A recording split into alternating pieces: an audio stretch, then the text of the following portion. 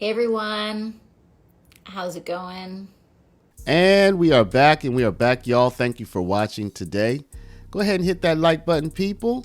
It helps us out a ton, and it just takes you a little teeny bit of effort. Now, y'all, today's story is, I'm going to chalk this up under the WTF, like the seriously, Apparently, AOC, Alexandria Ocasio-Cortez, she had somebody working on her staff who was in the country without permission. Y'all know that's my way of saying what needs to be said, right?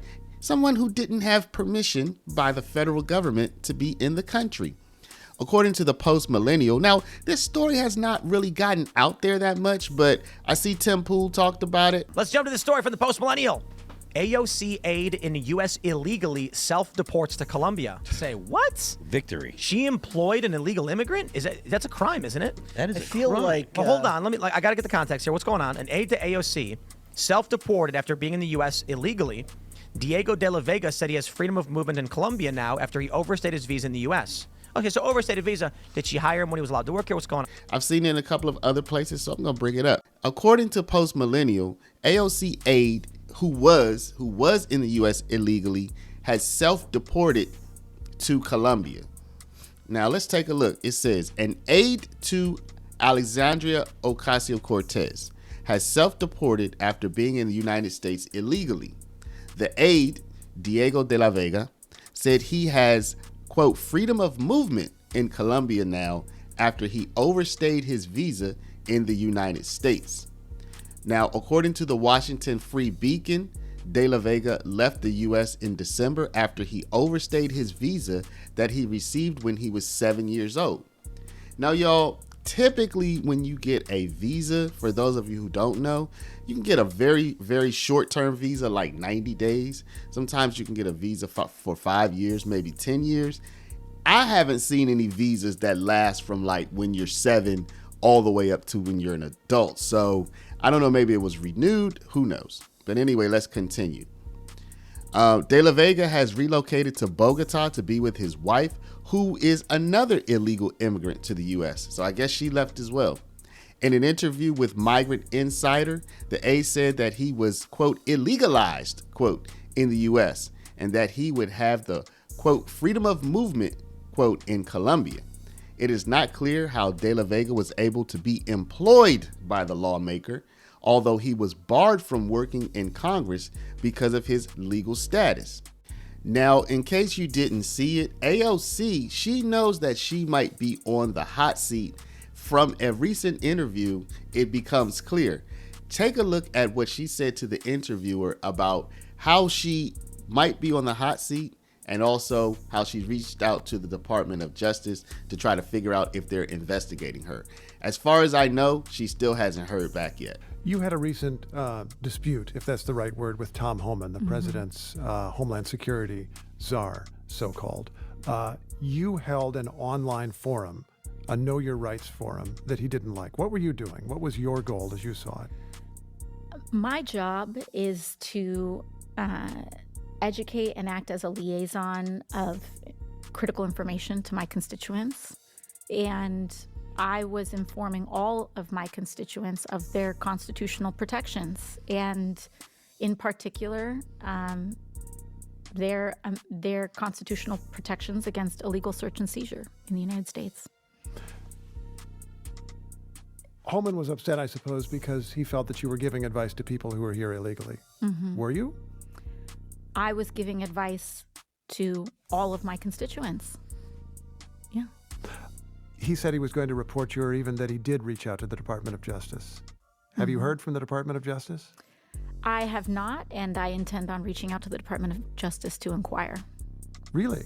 What would your question be for the Department of Justice? Well, there is a member of the Trump administration who is threatening and seeks to open an inquiry, and are you going to do it?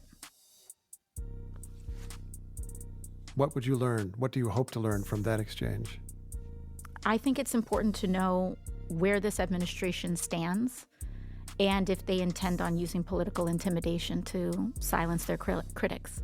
Now, as you can see, that the Attorney General Pam Bondi is receiving pressure to investigate AOC. Here it says Attorney General Pam Bondi is reportedly being pushed to investigate Representative Alexandria Ocasio-Cortez over allegations her immigration webinar may have violated federal law. The webinar, which provided guidance on interacting with immigration officials, has drawn criticism from conservative figures. Border czar Tom Homan claimed the webinar obstructed federal immigration enforcement and contacted the Justice Department to request an investigation. Now, the interesting thing, if you take a look at the footage that's playing as B-roll of AOC talking, this is the subsequent webinar. This is the one that came after the webinar where she was talking about how immigrants could evade detection, etc. So this is the more recent one from just a few days ago. And what you will notice, this is so interesting. In this subsequent webinar, she only says the word migrant once. She does not say the word immigration. She says the word migrant once, and she does not give them any kind of instruction, help, reach out to this phone number, nothing of the sort. So it seems like AOC may have gotten the message, because after she received so much criticism and in fact may be in legal trouble for her previous webinar, she avoided the topic altogether. She spoke for nearly an hour and didn't touch the topic at all. So now I am going to make a prediction, y'all. I honestly believe that if AOC were to stop these types of activities right now, I think she's going to be okay. And I do not think that the Attorney General's office is going to, maybe they will investigate her, because an investigation is just looking into something. But I don't think there will be any charges for AOC as of now. Now, y'all don't misunderstand me. I'm not talking about what I prefer to happen. I'm simply saying I don't think I don't think Pam Bondi, frankly, I don't feel, she doesn't seem to be gung-ho about these sorts of things, y'all. In fact, there's another story that came out right now that MAGA people are already dissatisfied with Pam Bondi. Again, that's a story. I just saw the headline. I didn't even read the story. But Pam Bondi doesn't seem to be gung-ho about this sort of thing as of now. So I think if AOC were to back off and not continue this type of activity, she'll probably be okay. Now, the problem is AOC can't back off, and she has to continue this type of activity. One, because philosophically, that's where she's coming from. Philosophically, that's just her worldview. And two, that's her brand, right? So she can't back off either from a branding standpoint, like she has to keep being AOC, and philosophically, she probably really believes everything she's saying. So I think if she were to be able to just cut it out now, she would probably be okay, but I also think she can't cut it out now for the reasons that I just mentioned. What do y'all think? Do you think Pam Bondi, let's say, so there are a few questions.